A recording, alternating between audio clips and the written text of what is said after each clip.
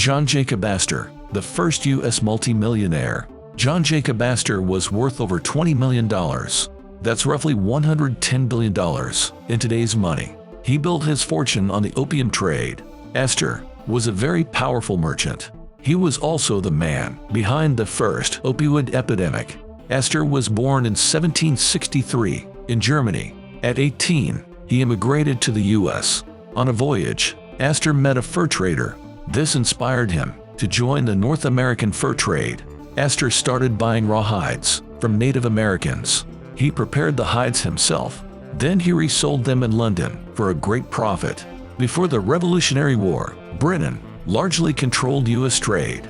The East India Company had a China trade monopoly. After the war, the U.S. was free to trade with China. American ships started sailing directly to Canton. Americans became obsessed with Chinese goods.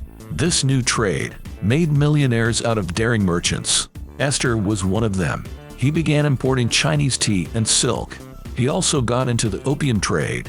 Western goods weren't popular in China, so England and America sold opium there. They used the profits to buy tea, pottery, and fabrics. These were resold back home. Selling opium also eliminated a problem. There was an international silver shortage, but silver was the only payment China accepted. China had banned opium, but merchants like Astor smuggled it in. Large opium ships met small boats outside ports. They quickly unloaded the illegal opium. Bribery was common. Officials who took bribes ignored the laws. Astor couldn't get Indian opium due to a British monopoly, so he used Turkish opium instead. Turkish wasn't as popular as Indian, but dealers cut Indian opium with Turkish to increase supply. In 1816, Astor bought 10 tons of Turkish opium. He shipped it to China, trading it for goods. From 1816 to 1825, Astor sold hundreds of thousands of pounds of the substance. He went as far as bringing opium to New York. He advertised it in the local papers. He eventually exited the China trade. He focused on selling opium only in Britain, but the damage had already been done.